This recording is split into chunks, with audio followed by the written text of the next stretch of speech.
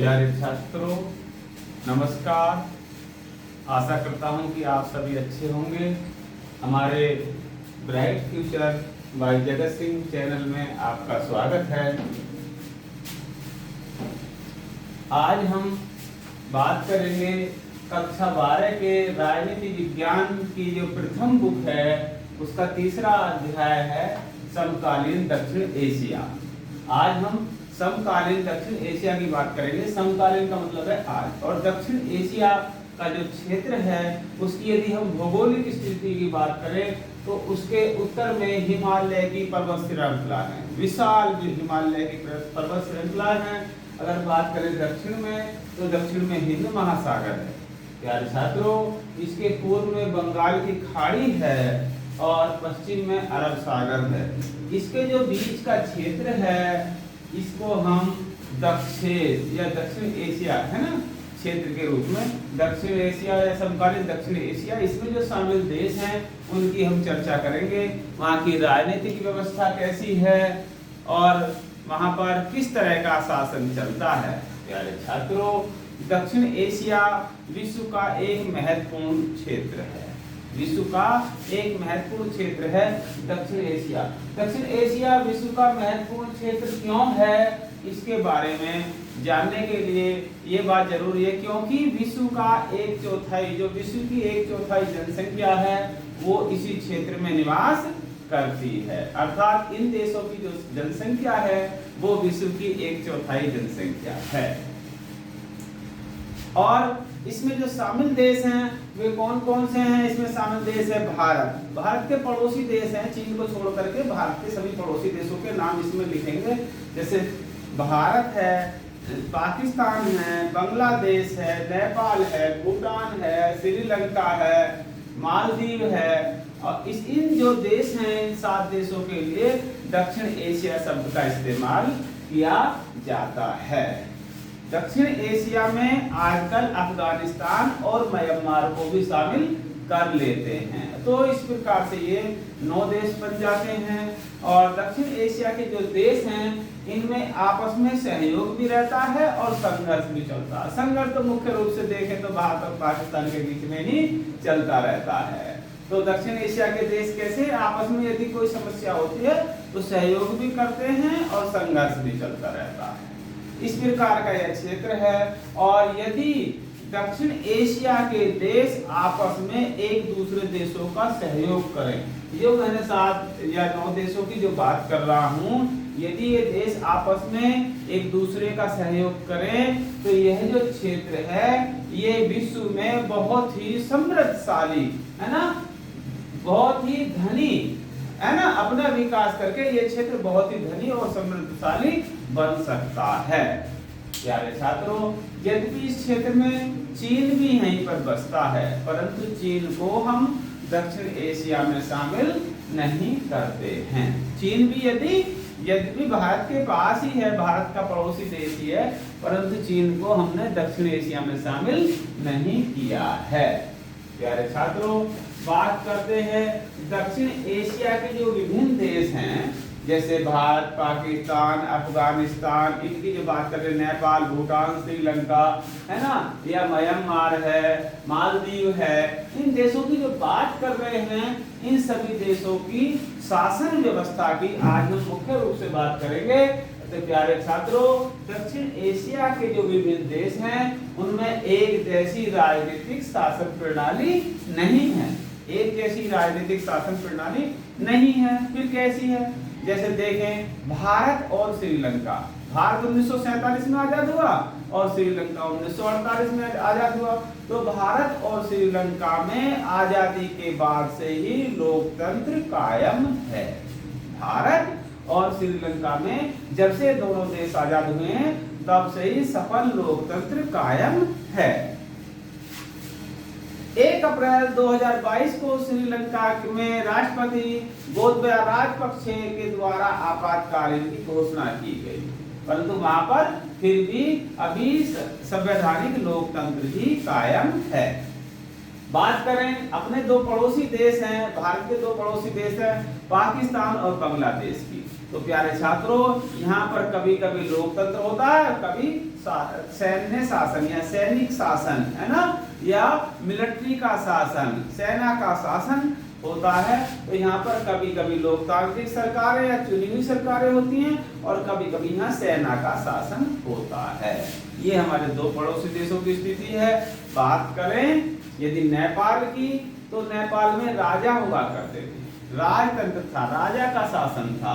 नेपाल में 2008 तक संवैधानिक राजतंत्र था, परंतु अब 2008 से वहां पर भी अब लोकतंत्र कायम हो गया है। नेपाल में 2008 से अब संवैधानिक लोकतंत्र कायम है।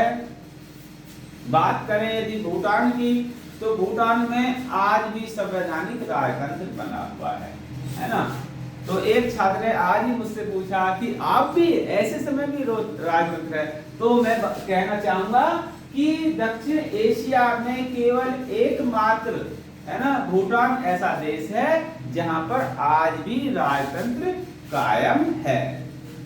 इसके नीचे एक देश है मालदीव। यदि हम मालदीव की बात करें, तो मालदीव में 1968 तक 1968 तक सल्तनत हुआ करता था। सल्तनत, बच्चे पूछते हैं सल्तनत का मतलब बादशाहत, बादशाहों का शासन हुआ करता था। परंतु अब 1968 के बाद मालदीव में भी लोकतंत्र कायम है।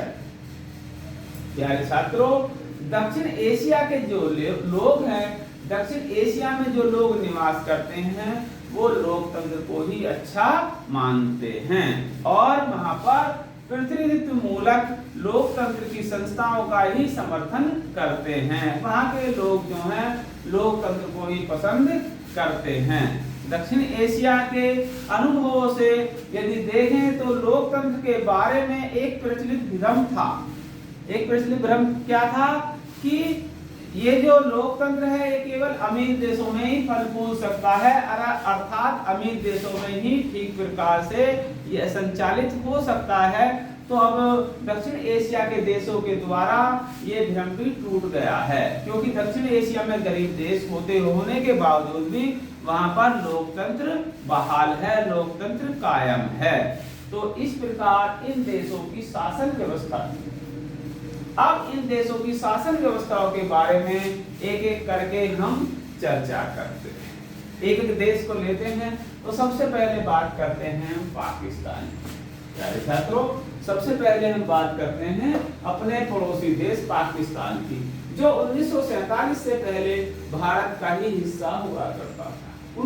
और इसका 1947 से पहले बांग्लादेश और पाकिस्तान दोनों ही भारत के हिस्से थे। अब हम पाकिस्तान की बात करें तो प्यारे छात्रों, पाकिस्तान की जो राजनीतिक व्यवस्था है, राजनीतिक व्यवस्था में सेना बहुत प्रभावशाली है। सेना को वहां पर ज्यादा अधिकार मिले हुए हैं। यही कारण है कि यहाँ बार बार सेना जो है लोकतांत्रिक शासन को कुचल करके अपना शासन कायम करती है। सेना जो है, जो हमारे लोकतांत्रिक सरकारें होती है, उनका तख्ता पलट करके या उनको अपदस्थ करके अपना शासन चलाती है, अपना शासन बना लेती है बार बार। और प्यारे छात्रों, लगभग ऐसा ही हमारे पड़ोसी देश बांग्लादेश में भी हुआ है। बात करें पाकिस्तान की, तो पाकिस्तान में सर्वप्रथम सबसे पहले देश की जो बागडोर थी, पहले जो वहां पर लोकतांत्रिक सरकारें थी, उसको हटाते हुए जनरल अयूब खान ने सत्ता अपने हाथ में ले ली। फिर जनरल याहिया खान ने ऐसा ही किया। उसके बाद जनरल जियाउल हक ने ऐसा किया। उसके बाद 1999 में क्या हुआ, परवेज मुशर्रफ ने, जो जनता द्वारा निर्वाचित सरकार थी, जनता द्वारा चुनी हुई सरकार थी, जनता द्वारा निर्वाचित लोकतांत्रिक सरकार थी, है ना, उसको हटा करके, उसका तख्ता पलट करके, उसको है ना, उसको वहां से हटा करके क्या किया, वहां पर सैनिक शासन की स्थापना की, अपने आप को राष्ट्रपति घोषित कर लिया। और कुछ समय के लिए फिर भी यहाँ पर पाकिस्तान में समय समय पर, है ना, जो लोकतांत्रिक सरकारें हैं वो कायम रही हैं। जैसे इनमें मैं नाम लूंगा जुल्फिकार अली भुट्टो, बेनजीर भुट्टो, नवाज शरीफ के नेतृत्व में लोकतांत्रिक सरकारों की स्थापना होती रही। परंतु 2017 में जो नवाज शरीफ की सरकार थी उस पर आरोप लगे। आरोप किस बात के लगे? वित्तीय भ्रष्टाचार के। तो वहां की जो पाकिस्तान की सर्वोच्च न्यायालय है उसने उनको दोषी ठहराया। किनको दोषी ठहराया? नवाज शरीफ को दोषी ठहराया और उनके पद से, प्रधानमंत्री के पद से हटाते हुए उनको 10 साल की सजा का भी आदेश दिया। 10 साल की सजा सुना दी। प्यारे छात्रों, जुलाई 2018 में पाकिस्तान में आम चुनाव हुए और पाकिस्तान के जो आम चुनाव हुए उसमें एक महान क्रिकेटर रहे। कौन? आप सभी जानते होंगे, इमरान खान। तो इमरान खान के नेतृत्व में वहां पर लोकतांत्रिक सरकार बनी। हालांकि अब उनके ऊपर भी मुकदमे चल रहे हैं और 11 अप्रैल 2022 को यहाँ फिर चुनाव हुए और नवाज शरीफ, यहाँ पर नवाज शरीफ के जो पुत्र हैं शहबाज शरीफ, उन्होंने 23 में प्रधानमंत्री के रूप में कार्यभार संभाला या प्रधानमंत्री की शपथ ली। प्यारे छात्रों, एक प्रश्न पर हम चर्चा करते हैं जो बार बार आता है, कई बार आया है, किसी एक आध साल ही नहीं आया होगा, अक्सर आता रहता है। वो प्रश्न है कि पाकिस्तान में लोकतंत्र के स्थायी न रह पाने के कारण या लोकतंत्र में कमजोरी के कारण या ऐसे कौन से कारण हैं जिनके कारणों से पाकिस्तान में स्थायी लोकतंत्र नहीं रह पाता। यह प्रश्न बहुत बार आया है, इसको ज्यादा ध्यान से देखेंगे और ज्यादा सुनेंगे। तो इसके संदर्भ में कहना चाहूंगा प्यारे छात्रों, यहाँ पर सेना को बहुत अधिकार मिले हुए हैं, जैसा अभी अभी चर्चा हुई। यहाँ के धर्म गुरु हैं उनका भी यहाँ की राजनीति में काफी वर्चस्व है। यहाँ के भूस्वामी जो हैं, जो जमींदार लोग हैं, उनका भी यहाँ पर सामाजिक दबदबा काफी है, जिसकी वजह से यहाँ पर निर्वाचित जो सरकारें होती हैं, संवैधानिक जो सरकारें होती हैं, उनको गिरा करके सैनिक शासन कायम किया जाता है। प्यारे छात्रों, एक सबसे जो बड़ा कारण है वह सेना को जो ज्यादा अधिकार मिले हुए हैं वो क्या है कि पाकिस्तान का पड़ोसी देश है भारत के साथ ज्यादा तनातनी रहती है, अर्थात ज्यादा नोकझोंक होती रहती है अक्सर, जिसकी वजह से वहां पर सेना को ज्यादा अधिकार मिले हैं और जो सेना के समर्थक हैं, समूह हैं, वो ज्यादा मजबूत हैं। इस कारण से भी वहां पर तख्ता पलट हो जाता है। प्यारे छात्रों, वहां पर पाकिस्तान में देखा जाए तो अंतरराष्ट्रीय समर्थन का भी अभाव है। जब कभी तख्ता पलट होता है तो जो हमारे अंतरराष्ट्रीय संगठन हैं, जो बड़े बड़े देश हैं, जैसे हमारे यूएनओ और दक्षिण अन्य संगठन हैं, उनको आकर क्या करना चाहिए कि जिसने सरकार को अपदस्थ किया है उनको दंडित करें और वहां की लोकतांत्रिक सरकारों को बहाल करें। परंतु ऐसा देखा गया है कि उनकी उदासीनता रहती है और ऐसे जो तख्ता पलट करते हैं ऐसे लोगों को कहीं पर भी दंडित नहीं किया जाता। इस कारण से उनका मनोबल और बढ़ जाता है और अक्सर तख्ता पलट होते रहते हैं। प्यारे छात्रों, एक कारण बताऊंगा, अमेरिका तथा अन्य जो पश्चिमी देश हैं उन्होंने भी अपने स्वार्थों के कारण, अपने लालच के कारण, जो पहले का समय था वहां पर सैनिक शासनों को बढ़ावा दिया है। तो ये हमारे 4-5 कारण हैं, 6-7 कारण जो लिख सकते हैं। तो वो क्या है? पाकिस्तान में लोकतंत्र के स्थायी न रह पाने के कारण हैं। तो ये प्रश्न आप पूरी तरह से याद कर लेना, हर साल लगभग आता है। प्यारे छात्रों, हम यदि देखें तो पाकिस्तान में लोकतंत्र का जज्बा जो कायम रहने के लिए भी कुछ कारण है, क्योंकि जब सैनिक शासन होता है उसके बाद लोकतांत्रिक सरकार बनती है। लोकतंत्र को कायम रखने के लिए भी हम कुछ कारण गिनवा सकते हैं यहाँ पर। जैसे पाकिस्तान में जो है स्वतंत्र मीडिया है, साहसी मीडिया है, जो सेना के खिलाफ बोलने की हिम्मत रखती है, शासकों के खिलाफ बोलने की हिम्मत रखती है, लिखने की हिम्मत रखती है।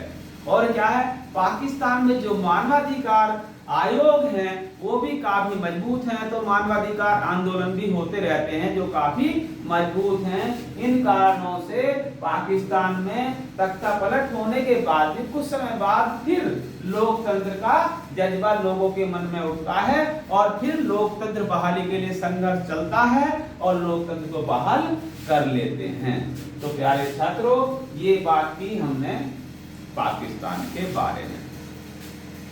अब हमारे भारत के मानचित्र में थोड़ा सा ऊपर को देखें तो एक छोटा सा राज्य है जो हिंदू राष्ट्र के नाम से भी जाना जाता है, नेपाल।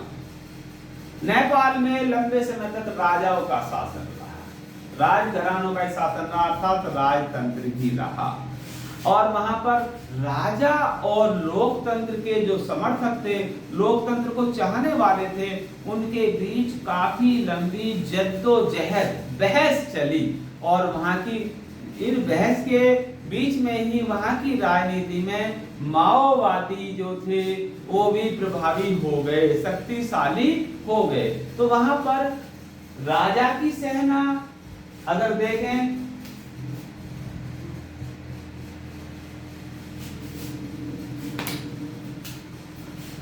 राजा की सेना और माओवादी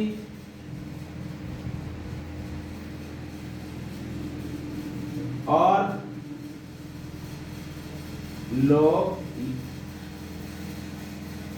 लोकतंत्र के समर्थक,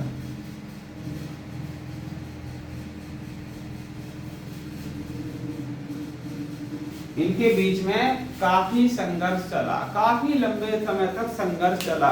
और एक बार तो वहां पूरे राजघराने के जितना परिवार था, पूरे परिवार की हत्या भी हो गई। उसका कारण आज तक स्पष्ट नहीं है। परंतु 2008 में क्या हुआ, इन सब बहसों के बावजूद 2008 में नेपाल में राजतंत्र को पूर्ण रूप से समाप्त कर दिया गया और राजतंत्र को पूर्णतः लोकतांत्रिक गणराज्य घोषित कर दिया गया। और प्यारे छात्रों, 2015 में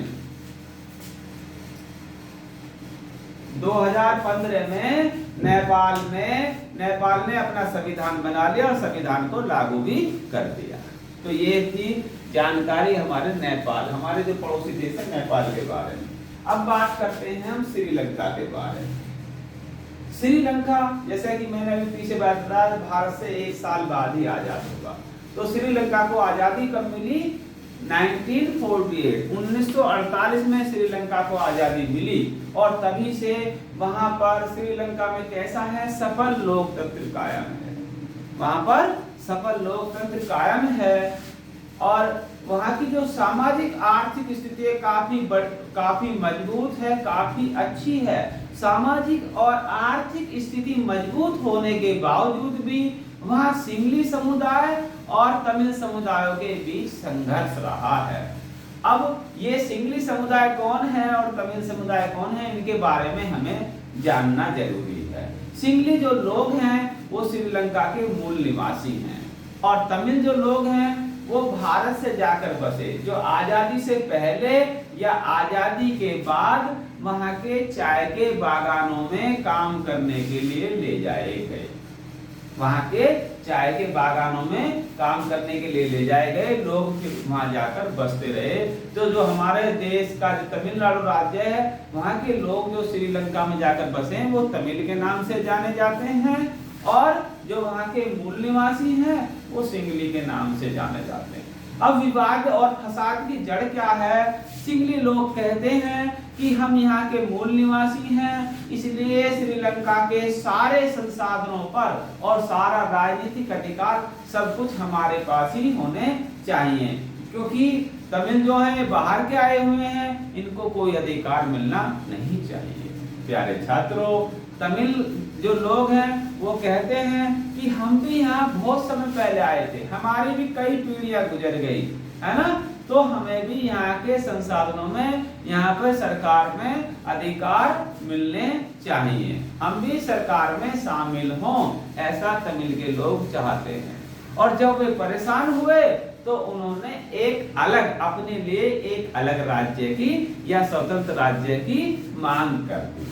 जब स्वतंत्र राज्य की मांग की, सिंगलियों को ये पसंद नहीं आया और इस प्रकार से तमिल और सिंगलियों के बीच संघर्ष छिड़ गया, जो वहां के एक जातीय संघर्ष कहलाता है, जो वहां के एक जातीय संघर्ष कहलाता है। काफी दोनों तरफ से काफी लोग मारे गए, संघर्ष चलता रहा।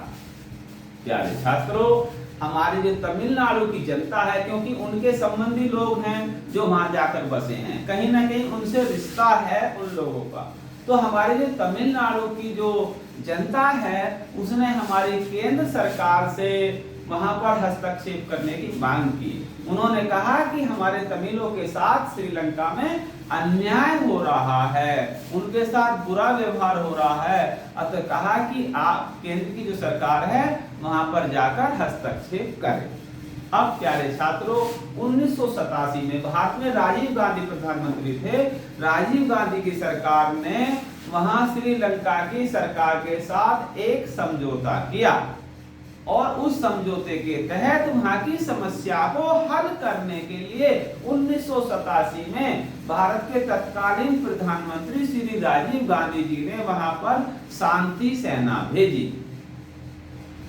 तो वो तमिल के मसले में जो प्रत्यक्ष रूप से इस प्रकार भारतीय सरकार शामिल हो गई और वहां पर 1989 तक रही। परंतु वहां की जो सिंगली आबादी है उसने कहा कि ये बाहर के लोग हैं, ये हमारे ऊपर इनका यहाँ पर आना ठीक नहीं है, और तमिल जो लोग हैं उन्होंने भी शांति सेना को पसंद नहीं किया। अतः दो तरफा मामले में भारत की शांति सेना फंस गई और वो जिस मकसद के लिए गई थी उस मकसद को पूरा किए बिना ही 1989 में उनको हमारी भारतीय सरकार को भारतीय शांति सेना को वापस बुलाना पड़ा। प्यारे छात्रों, संघर्ष चलता रहा। उसके बाद नॉर्वे और आइसलैंड जैसे जो स्कैंडिनेवियाई देश हैं उन्होंने वहां पर अंतरराष्ट्रीय मध्यस्थता की भूमिका निभाई। एलटीटी में जो प्रमुख थे प्रभाकरण जो एलटीटीई का संचालन कर रहे थे। एलटीटी का मतलब है लिबरेशन टाइगर्स ऑफ तमिल इल्म, है ना। तो इसका जो नेतृत्व कर रहे थे 2009 में उनकी मृत्यु हो गई और उनकी मृत्यु के बाद जो एलटीटी जो संगठन था वो टूट गया और ये जो हमारा सशस्त्र हथियार उठाकर जो संघर्ष चल रहा था वो समाप्त हो गया। प्यारे छात्रों, अब श्रीलंका में जातीय संघर्ष नहीं है, वहां पर शांति है।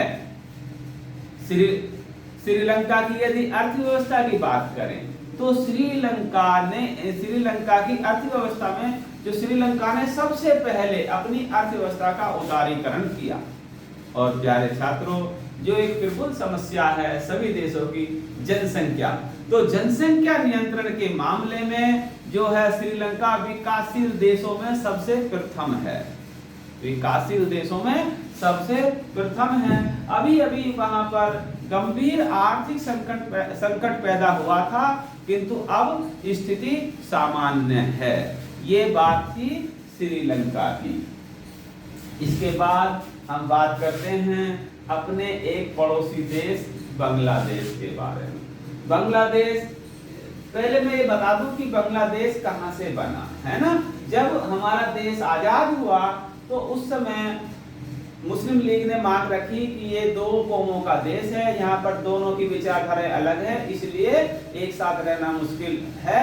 तो भारत और पाकिस्तान दो राज्य बन गए और पाकिस्तान का निर्माण इस प्रकार से हुआ जहाँ पर मुस्लिम आबादी ज्यादा है वो हिस्से पाकिस्तान को दे दिए जाएंगे और जो अन्य आबादी है वो भारत के पास रहेंगे। तो दो क्षेत्र ऐसे पाए गए जिसमें पश्चिमी पाकिस्तान और जो पूर्वी पाकिस्तान का हिस्सा है वो हमारे बंगाल और असम के कुछ हिस्सों को काटकर बनाया गया। तो बांग्लादेश की बात करें तो बांग्लादेश 1947 से 1971 तक पाकिस्तान का ही हिस्सा था और पूर्वी पाकिस्तान के नाम से जाना जाता था। वैसे पूर्वी पाकिस्तान और पश्चिमी पाकिस्तान के बीच में 1100 किलोमीटर की दूरी है। जो भारत का क्षेत्र है बीच में आ जाता वो 1100 किलोमीटर की दूरी है और उनको शासन संचालन में भी काफी दिक्कत आती। तो ये उस समय पूर्वी पाकिस्तान के नाम से जाना जाता रहा 1971 तक। अब अंग्रेजों के शासन में जो था, एक बंगाल था, एक हिस्सा असम था। जब देश का बंटवारा हुआ तो असम और बंगाल के हिस्सों को काट करके पूर्वी पाकिस्तान का निर्माण हुआ। अब प्यारे छात्रों, जो पूर्वी पाकिस्तान के लोग हैं वो बंगाली भाषा बोलते हैं, असमी और बंगाली भाषा बोलते हैं, परंतु पश्चिमी पाकिस्तान के जो लोग हैं वो उर्दू भाषा बोलते हैं। पश्चिमी पाकिस्तान के लोग चाहते थे कि पूर्वी पाकिस्तान के लोग भी उर्दू भाषा बोलें, उर्दू भाषा में काम करें। अतः पश्चिमी पाकिस्तान के लोग पूर्वी पाकिस्तान के लोगों पर उर्दू भाषा थोपना चाहते थे, दबाव डालना चाहते थे। तो पश्चिमी पाकिस्तान के लोग, जो हमारी बंगाली संस्कृति थी, जो पूर्वी पाकिस्तान के लोगों की संस्कृति थी, उसके साथ दुर्व्यवहार करने लगे, उसको दबाने लगे। और पूर्वी पाकिस्तान के लोग चाहते थे कि हम बंगाली में काम करें और हमें भी राजनीतिक सत्ता में समुचित हिस्सेदारी हो, अर्थात सत्ता में हम भी भागीदार बने। और पूर्वी पाकिस्तान के लोगों की, जो पूर्वी पाकिस्तान की जनता थी, वह चाहती थी कि यहाँ पर न्यायोचित प्रतिनिधित्व हो, अर्थात हमको भी सम्मान मिले, हम भी सरकार में शामिल हों। अतः उन्होंने अपनी बंगाली भाषा के समर्थन में और उर्दू के विरोध में एक जन संघर्ष शुरू कर दिया। जन संघर्ष जानते हैं? जन संघर्ष शुरू कर दिया। और जो जन संघर्ष का नेतृत्व है वो कर रहे थे पूर्वी पाकिस्तान के थे शेख मुजीबुर रहमान। शेख मुजीबुर रहमान उस समय नेता के रूप में बनकर उभरे, जो पूर्वी पाकिस्तान का जन संघर्ष था उसका नेतृत्व कर रहे थे। प्यारे छात्रों, 1970 में पाकिस्तान असेंबली के चुनाव हुए। पाकिस्तान असेंबली के चुनाव हुए, उसमें पश्चिम पाकिस्तान के लोग जो अपना दबदबा बनाना चाहते थे, परंतु पूर्वी पाकिस्तान की जितनी भी सीटें थी सारी की सारी जो शेख मुजीबुर रहमान थे उनकी पार्टी थी आवामी लीग। आवामी लीग ने जीत ली और कुल मिलाकर पूरे पाकिस्तान में उन्हें बहुमत हासिल हो गया। अब पश्चिमी पाकिस्तान के लोगों को ये बात नागवार गुजरी, ये बात पसंद नहीं आई कि पूर्वी पाकिस्तान के लोग हम पर शासन करें, है ना। अपने आप को ज्यादा अच्छा समझते थे, इसलिए उन्होंने क्या किया, शेख मुजीबुर रहमान को सत्ता नहीं सौंपी और साथ ही साथ शेख मुजीबुर रहमान को गिरफ्तार कर लिया। अब जब किसी का जनता का जो प्रमुख नेता है वो गिरफ्तार हो जाए तो जनता तो भड़केगी, स्वाभाविक है। तो पश्चिमी पाकिस्तान में उस समय सैनिक शासन था किसका? याहिया खान का। याहिया खान का जो शासन था, याहिया खान ने क्या किया, पूर्वी पाकिस्तान के लोगों पर दमनकारी नीति अपनाई। वहां सेना भेज दी, सेना ने अत्याचार किए, लोगों को मार पीटा, हजारों लोग मारे गए और पूर्वी पाकिस्तान के कुछ लोग अपनी जान बचा करके भागकर कहां आ गए? भारत में आ गए, हमारे देश में आ गए। अब हमारे देश के लिए शरणार्थी समस्या खड़ी होगी, क्योंकि उस समय हमारे देश की भी ज्यादा अच्छी स्थिति नहीं थी, ज्यादा हमारे पास अन्न का भंडार नहीं था। हम खुद खाएं या मेहमानों को खिलाएं, हमारे लिए एक बहुत बड़ी समस्या हो गई। और जब उन्होंने समस्या बताई तो भारत ने क्या किया, जो पूर्वी पाकिस्तान के लोग थे उनकी जनता की मांग थी उनका समर्थन कर दिया। अंतरराष्ट्रीय स्तर पर पूर्वी पाकिस्तान के लोगों की जो संघर्ष था उसका समर्थन कर दिया। अब जब पाकिस्तान ने देखा कि भारत ने तो हमारे आंतरिक मामलों में हस्तक्षेप कर दिया, हमारे लोगों का समर्थन कर दिया, जो विद्रोह कर रहे हैं उनका समर्थन कर दिया, तो 1971 में पाकिस्तान ने भारत पर आक्रमण कर दिया। तो पाकिस्तान और भारत का युद्ध हुआ। प्यारे बच्चों, कब हुआ युद्ध? 1971 में। अब पाकिस्तान की सेना को दो तरफे मोर्चे पर लड़ना पड़ रहा है। पाकिस्तान की जो जनता है वो भी पाकिस्तान की सेना से लड़ रही है, इधर भारत की जो सेना है वो भी पाकिस्तान की सेना से लड़ रही है। और दो तरफे मोर्चे में पाकिस्तान की सेना घबरा गई और प्यारे छात्रों, बड़ी अचंभित बात है जो मैं बताने जा रहा हूं। पाकिस्तान के 90,000 सैनिकों ने भारत के 3,000 सैनिकों के सामने आत्मसमर्पण कर दिया, क्योंकि मानिक शाह ने उस समय बताया था उन्हें कि आप चारों तरफ से घिर चुके हो, क्योंकि एक कोई रास्ता नहीं था पूर्वी पाकिस्तान से लौटने का, भारत से होकर ही आता था। अगर आप अपने बीवी बच्चों की सलामती चाहते हैं तो आत्मसमर्पण करते हैं। तो डर करके पाकिस्तान की 90,000 सैनिकों ने भारत के 3,000 सैनिकों के सामने आत्मसमर्पण कर दिया। और इसके बाद ही अब एक नए बच्चे का जन्म होता है। नया बच्चा कौन है? बांग्लादेश। बांग्लादेश एक स्वतंत्र राष्ट्र के रूप में उसका निर्माण हुआ। बांग्लादेश ने अपना संविधान बनाया और वहां पर धर्मनिरपेक्ष लोकतांत्रिक गणराज्य की स्थापना की। क्योंकि जैसे भारत धर्मनिरपेक्ष गणराज्य है, ऐसे ही बांग्लादेश ने भी धर्मनिरपेक्ष गणराज्य की स्थापना की। और प्यारे छात्रों, वहां पर बहुदलीय शासन प्रणाली है। जैसे भारत में बहुदलीय शासन प्रणाली है, ऐसे ही बांग्लादेश में भी बहुदलीय शासन प्रणाली है, परंतु वहां पर समय समय पर लोकतांत्रिक सरकारों को कुचल करके सैनिक शासन काबिज हो जाता है। अब वहां पर लोकतांत्रिक सरकार है। तो मैं बांग्लादेश के बारे में इतना ही बताना चाहूंगा। आज की वीडियो में इतना ही, बाकी हम दूसरी वीडियो में इस लेसन को समाप्त कर देंगे। ज्यादा बड़ा लेसन नहीं है। आज के लिए धन्यवाद।